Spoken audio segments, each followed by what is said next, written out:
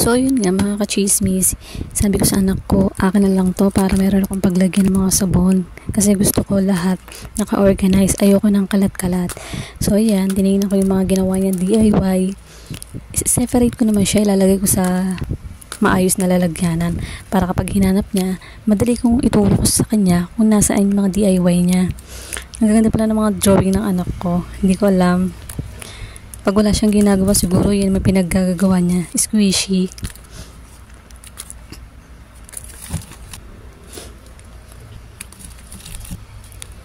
Napakarami. Diyos ko, inubos yata lahat ng bond paper niya.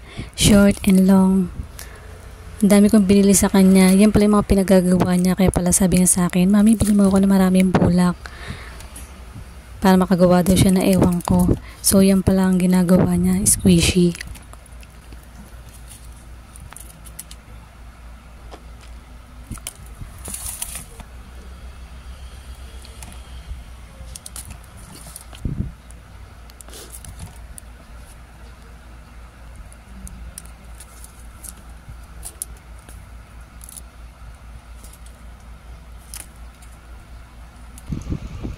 So, yun nga pala yung fabric conditioner. Tapos, ayan naman yung concentrated laundry detergent.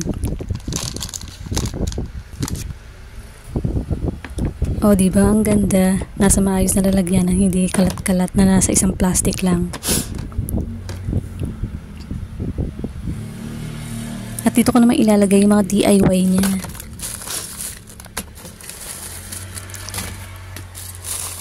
Para kapag hinanap niya sa akin, nasa yung mga DIY ko na squishy. O ayan, nasa isang lalagyanan, nasa storage box.